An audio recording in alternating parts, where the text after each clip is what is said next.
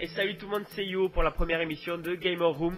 Alors je vous explique un petit peu le concept. Avec les trésors du grenier, nous recevrons un invité différent chaque mois pour nous parler de coups de cœur et de déception en matière de jeux vidéo. Donc voilà, il sera traité 4 jeux par émission. Et nous terminerons par un petit quiz. Nous commençons aujourd'hui avec notre premier invité, j'ai nommé Lovecraft. Salut Johan, salut Francisco. Salut. Alors Lovecraft, je vais te poser 2-3 questions pour situer pour ceux qui ne te connaîtraient pas encore. Il n'y a pas de souci. Tu aurais une console préférée? Alors la PC Engine, la NEC PC Engine. D'accord, et une console celle que tu allumes le moins de ta collection? La Xbox malheureusement. Mais en même temps c'est une console que j'aime le moins effectivement, la Xbox, la toute première, première Xbox. Ouais, celle qui était en concurrence avec la PS2. Voilà, tout à fait. Est-ce que tu as une licence préférée? J'aime beaucoup Konami, enfin j'aimais beaucoup Konami, mais bon je reste toujours parce qu'il y a des titres que j'aime beaucoup comme Silent Hill, et j'aime aussi Capcom, je vais dire deux, Konami et Capcom. D'accord, ouais, c'est assez vaste. Oui, il y a aussi Nintendo, enfin c'est un peu complexe comme question, mais voilà, je suis voilà.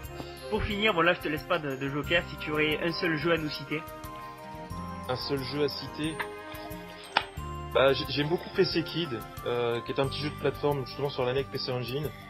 J'en avais déjà parlé dans des vidéos parce que je suis vraiment fan de la NEC PC Engine, et c'est un jeu qui m'a fait découvrir la console complètement par hasard. Donc ouais, je dirais ce jeu-là parce que c'est celui qui m'y en... Il y en a plein d'autres. Je pense à Mario 64 par exemple. Puis Silent Hill, alors j'ai parlé tout à l'heure de Konami. Bon, tu as triché parce que j'avais dit qu'un jeu et tu me fais un truc vaste. Ouais, mais j'aime bien le jeu vidéo. Je peux pas un seul jeu, c'est pas possible.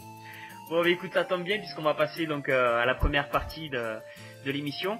J'aimerais que tu me parles un coup de cœur que tu as eu récemment. Alors, un coup de cœur que j'ai eu très récemment, c'est un jeu qui s'appelle Shovel Knight, qui est un jeu qui est sorti très très récemment en version physique. C'est un jeu de plateforme qui est sorti en démat en 2014 je crois, que j'avais acheté aussi en démat en tout début de cette année, en 2015. Pour faire court, c'est un jeu de plateforme, mais c'est en 2D, c'est un jeu de plateforme 2D qui est sorti, donc l'éditeur c'est Yacht Club Game, que je connaissais pas du tout. Et donc c'est un petit jeu de plateforme, mais si tu adores les jeux de 8 bits, c'est très très axé dans le rétro gaming, on va dire. Enfin, je sais pas, les gars qui ont fait ça, ils se sont vraiment inspirés de jeux 8 bits qu'on connaît tous. Je pense à Megaman par exemple, à DuckTales aussi.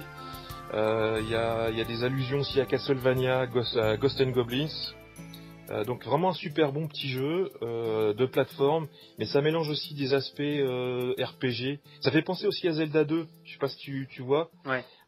C'est comment tu as une visualisation et en même temps tu as t'as des personnages que tu rencontres. Tu peux parler avec eux, ils te donnent des pouvoirs, etc. Le but du jeu c'est d'avancer, bien sûr c'est un jeu de plateforme, mais bon, le personnage c'est un chevalier armé d'une pelle, donc c'est assez drôle en plus. Et tu creuses et le but du jeu c'est de récupérer tout un tas de trésors. Et avec les trésors tu vas voir des personnages, tu vends et t'achètes des choses. Donc il y a un mélange un petit peu de RPG, un peu les ficelles du RPG qui est pas mal. Et il y a une bande son qui est juste énorme. Ça rappelle beaucoup Megaman justement au niveau de la musique. Je sais pas si tu auras l'occasion de mettre des extraits dans cette vidéo là.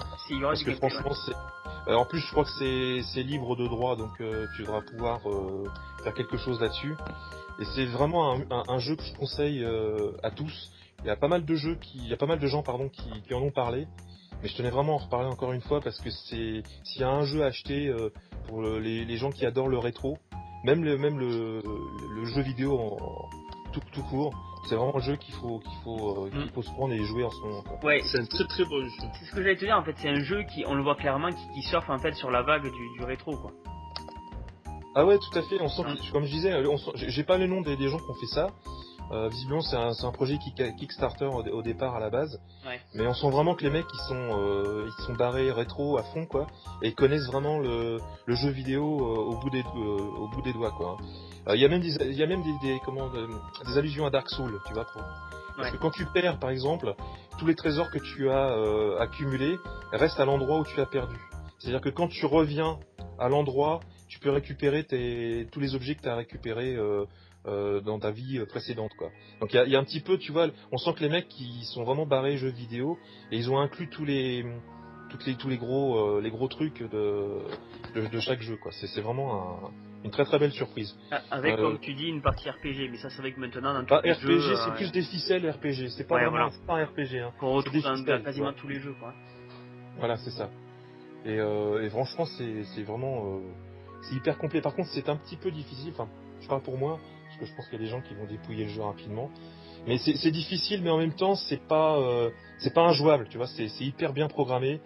C'est-à-dire que quand tu perds, tu sais que ça vient de toi. C'est pas le jeu qui est mal programmé, tu vois. C'est vraiment un très très bon jeu. D'accord. Est-ce que tu saurais dire le prix auquel se trouve le jeu en ce moment? Ouais, c'est tout récent, donc. Tu fais bien de m'en parler en plus parce que là il est sorti en physique, comme j'ai dit. Il est sorti sur pratiquement toutes les consoles, sauf sur la PS Vita parce que je crois que ça a été annulé. Et quel que soit le support, il est vendu 25 €. Et la cerise sur le gâteau, c'est que non seulement le jeu il est pas cher, parce que bon, 25 €, bon, ça reste simple au niveau programmation, mais il est vendu 25 € et en plus il y a une notice en couleur. Et quand tu regardes la notice, ça rappelle beaucoup les notices sur la NES. Enfin, il y a vraiment plein de clins d'œil qui sont faits à ce jeu-là. Et comme je dis, les gens qui ont fait le jeu, ils aiment le jeu vidéo, ça c'est clair. Oui, ouais. Bon, mais on va passer à notre cher Trésor du Grenier pour son coup de cœur. Donc mon coup de cœur, c'est un jeu que j'ai acquis il n'y a pas très longtemps. C'est un jeu qui est sorti en fin de vie de la PS2. Il est sorti en mai 2008 en Europe, mais pas chez nous en France, hélas. Un peu comme le Spectral versus Génération. Il s'agit... Voilà, tu te rappelles de ce jeu? Oui, bien sûr. Et là, il s'agit du jeu de Legend of Sayuki. Alors, le jeu Legend of Sayuki, c'est le titre qui a été attribué en Europe pour ce jeu sur PS2 et qui est sorti aussi sur la Wii, mais exclusivement dans les autres. Alors, va savoir pourquoi. Il n'est pas sorti en France, mais il est sorti en Angleterre, en Espagne, en Italie, en Allemagne, mais pas chez nous. Et il est sorti sous le nom aux États-Unis de Heavily Guardian. Et il est connu au Japon sous le nom de Yukinku Denzenpu Sayuki Ayuki Nihei Daisudu, donc excusez-moi pour mon anglais. Et en fait, il s'agit ni plus ni moins mais rafistolé qu'une suite au jeu Kiki Kakai, soit Pokémon sur PS2. En fait, le jeu, il était était à l'origine une suite PS2 à Taito, donc de la série Kiki Kakai, qu'on connaît sous le nom Pokémon Rocky sur Super Nintendo. Ah là, je connais. Voilà, c'est une suite. Enfin, il devait s'appeler Kiki Kakai 2, mais le jeu a été annulé il a été édité par Starfish SD parce qu'il a perdu la licence du jeu Kiki Kakai. Mais plus tard, après, il a refait et il a changé en fait tout le design ainsi que l'héroïne qu'on connaissait du jeu Kiki Kakai. Parce que en fait, comme le Taito a été racheté par Square, donc du coup Taito a quand même Square ont revendiqué les droits, donc du coup il ne pouvait plus sortir une suite du jeu Kiki Kakai 2. Et donc l'éditeur, donc Starfish 2D, a sorti une reversion remasterisée en changeant les noms, l'histoire. En fait là on se retrouve plus avec vous savez, je sais pas si vous connaissez, au Japon on entend beaucoup parler de l'histoire de la princesse des neiges, de la reine des neiges, qui n'a rien à voir avec Disney bien sûr. Et donc du coup ils ont fait un jeu avec cette princesse là, Sayuki, dans une sorte de shoot 'em up beat'em all à la Pokémon Rookie sur PS2. D'accord. Et c'est vu du dessus aussi? C'est exactement la même... c'est exactement vu pareil, dans le même ensemble. Yo nous mettra des gameplays, vous verrez. C'est dans le même style, dans l'effet de visuel, on peut jouer à 2 joueurs. Alors après le jeu est différent du portage de Wii à la PS2, notamment au niveau du gameplay. Donc c'est sûr que le gameplay de la PS2 est beaucoup mieux, puisque sur la Wii, on y joue avec la télécommande Wii et le Nunchuk. Et il y a aussi des trucs par rapport au tir qui peuvent gêner. C'est pour ça que le jeu, même s'il est sorti aux États-Unis, au Japon et en Europe, dans les pays que j'ai cités, n'a pas eu très bonne presse, notamment sur la Wii. Il a été juste moyen. C'est vrai que c'est pas le très super jeu, mais comme il a ce côté un peu rétro nostalgique, il devient quand même il devient plaisant, puisque des jeux PS2 d'un côté 2D rétro comme les Pokémon Rocky, on n'en trouve pas beaucoup. Et du coup, c'est vrai que ce jeu m'incitait et m'interpellait à me le prendre quand j'en avais l'occasion. Mais on est bien d'accord, c'est un jeu qui n'est jamais sorti en France. Jamais. Ouais. Alors tous nos pays autour, il est sorti. Angleterre, Allemagne, Italie, Espagne. Ouais, ça arrive assez souvent cette histoire. D'ailleurs, depuis que je regarde un peu tes vidéos, j'ai découvert des jeux justement qui sont sortis uniquement ailleurs en Europe qu'en France. C'est assez bizarre cette histoire. Eh ben, c'est parce que, alors, déjà, comme je vous ai dit, il est sorti en 2008. C'était déjà la fin de vie de la PS2 par là. Ouais.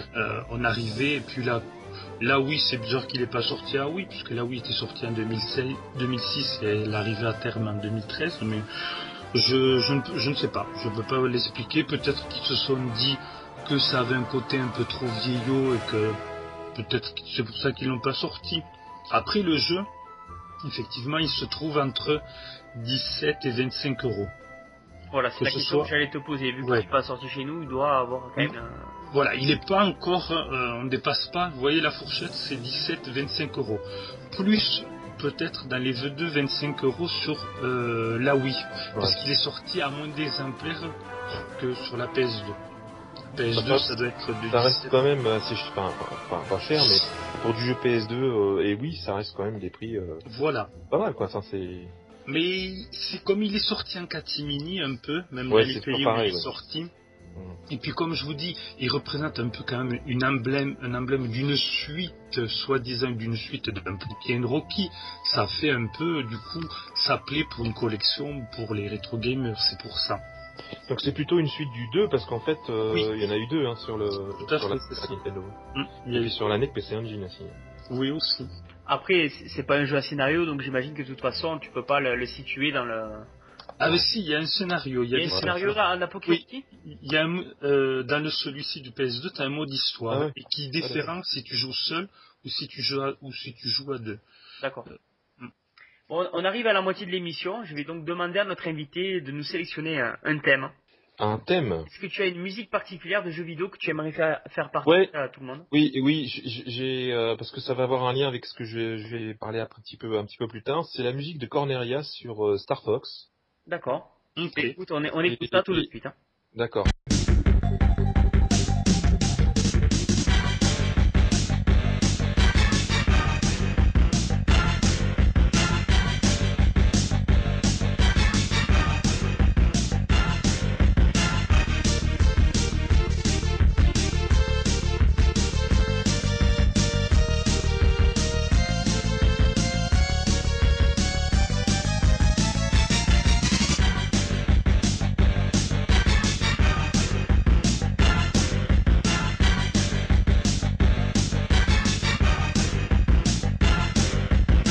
Et on est de retour avec toujours les trésors du grenier et Lovecraft. Héros, bonjour. La partie déception. Voilà. Alors, je précise bien, c'est pas forcément des mauvais jeux, ce sont des jeux qui nous ont déçus. Lovecraft, on t'écoute. Starwing, pardon. Et Star Fox, j'avais acheté parce que j'avais la Super Nintendo américaine à l'époque. Je vais pas rentrer dans les détails, mais ça permettait de jouer au premier RPG à l'époque en anglais. Donc j'avais acheté Star Fox. Star Fox, c'est un jeu qui est sorti en 1993, ça date déjà de pas mal de temps. Et ils avaient fait pas mal de presse.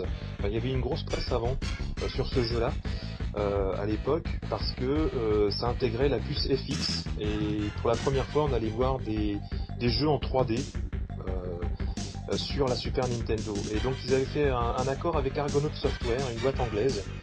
Ils avaient fait un premier test sur un jeu Game Boy qui s'appelle X, c'est pas un jeu de porno, c'est un jeu de tir qui ressemble beaucoup d'ailleurs à Starwing. Et par la suite ils ont créé donc avec Miyamoto bien sûr, ils ont créé ce jeu qui s'appelle Star Fox. Alors pourquoi une déception? parce qu'il y avait eu un gros buzz, il n'y avait pas d'internet à l'époque, hein, mais on en parlait pas mal.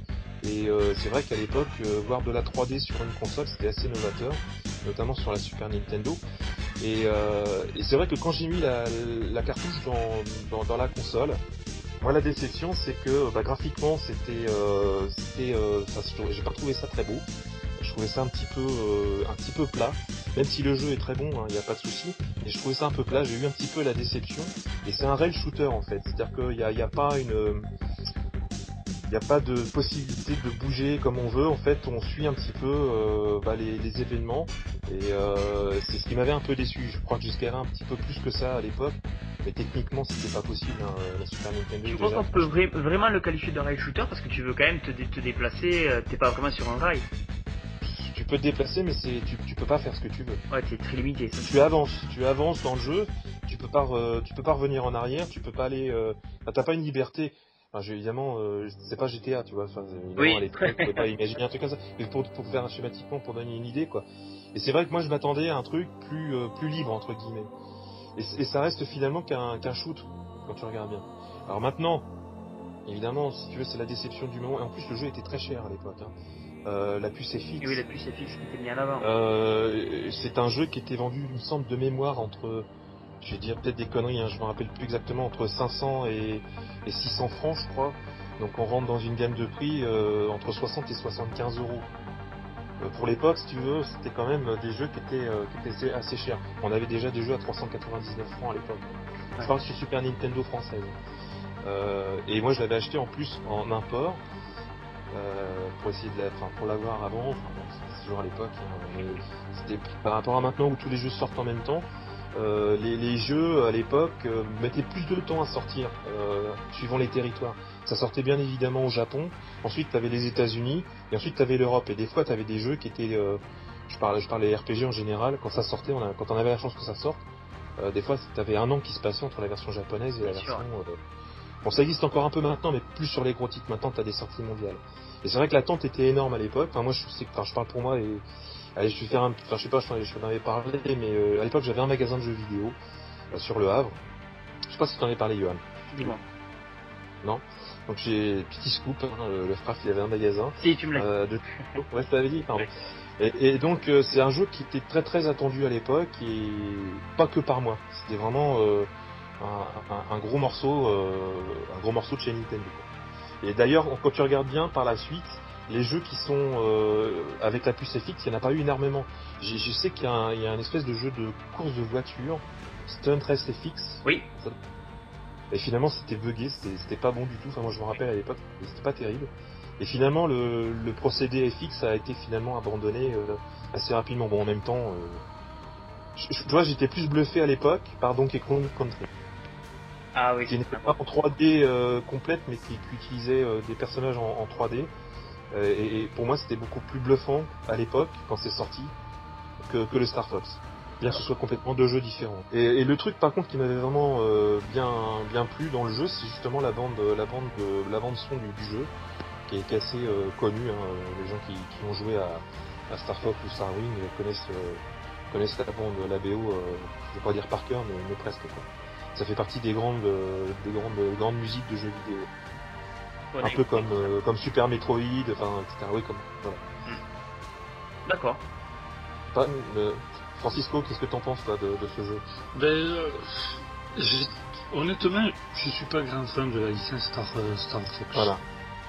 J'aime bien le premier opus, mais et puis aussi celui-là sur GameCube, j'avais joué, mais après à être fan non, sans plus. C'est pas une licence qui m'aura marqué sur Nintendo. Par contre, c'est vrai que le personnage de Fox McCloud, par contre, il est assez bien foutu. Enfin, oui. D'ailleurs, ils s'en servent chez Nintendo pour, même dans Smash Bros, on l'a retrouvé récemment.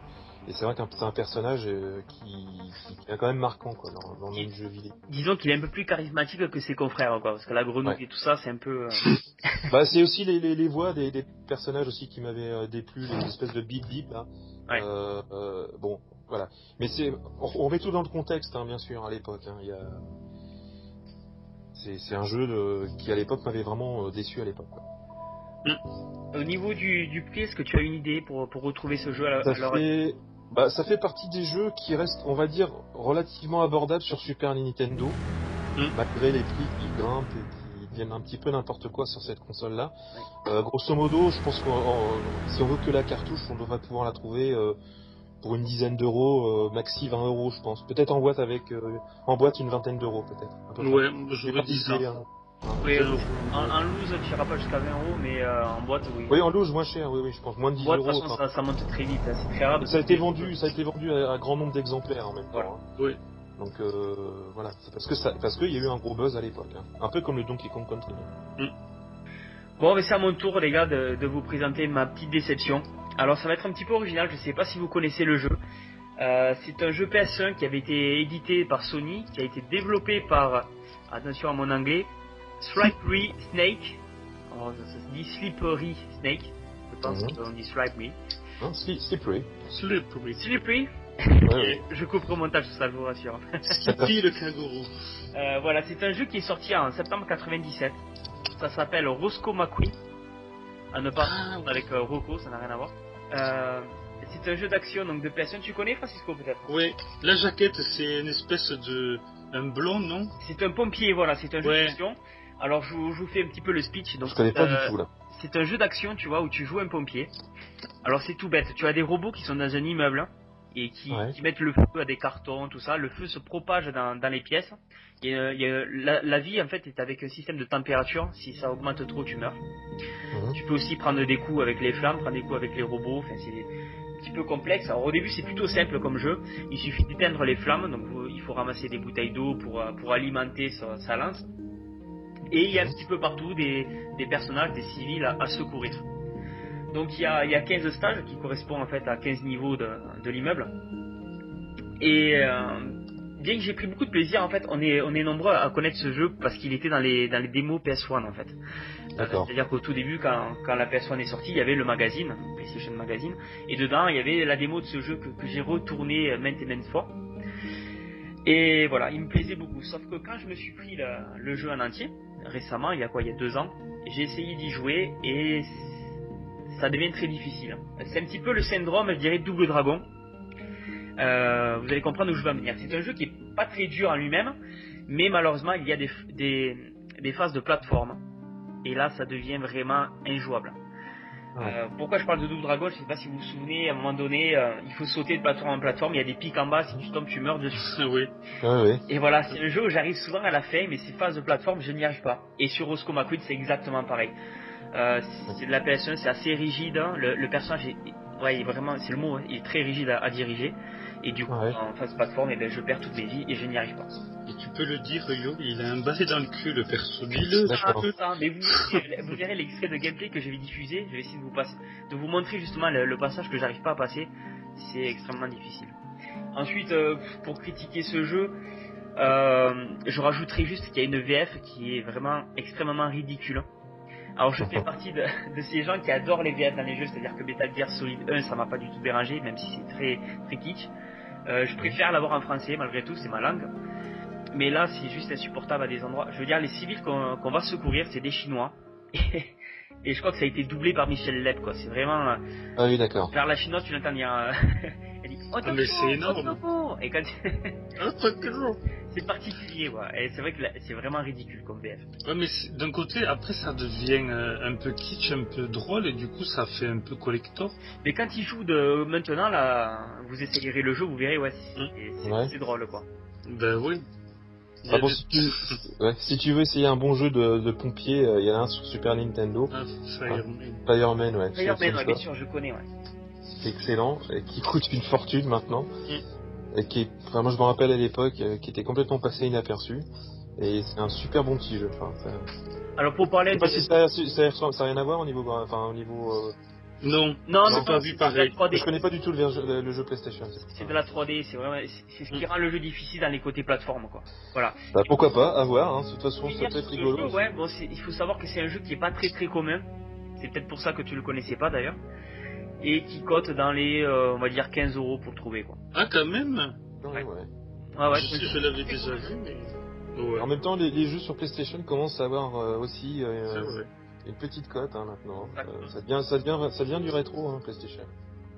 Alors, pour terminer l'émission, on va faire un petit jeu, voilà, un petit quiz. Alors, tu vas avoir... Là j'ai peur. Là j'ai peur. Là j'ai peur. J'ai 2 thèmes à te proposer. Vas-y. Et en fonction de ton choix, ben, tu auras une série de 5 questions. Ok, vas-y. Attends, parce qu'il va tirer au dé. Donc, la Alors, courte. tu as le thème animaux domestiques Ouais. ou le thème maison horrifique. Ah, maison horrifique, allez. Ok. Donc, les 5 questions vont se porter sur la licence Resident Evil. Ouais, ok, je vais essayer. Allez, courage. Vas-y, Alors, vas-y. question numéro 1. Cite-moi l'homme qui a créé la série. Shinji Mikami. Voilà, c'est parfait. Question numéro 2. Un jeu a été développé et aurait dû être Resident Evil 4, mais a été jugé trop typé action. Comment a-t-il été renommé? Bonne question. Je vais te répondre complètement au hasard. C'est pas Dino Crisis? Non, Non, rien à voir. c'était Devil May Cry. Ah oui, en plus j'en ai parlé, quel con. Oui, t'as raison.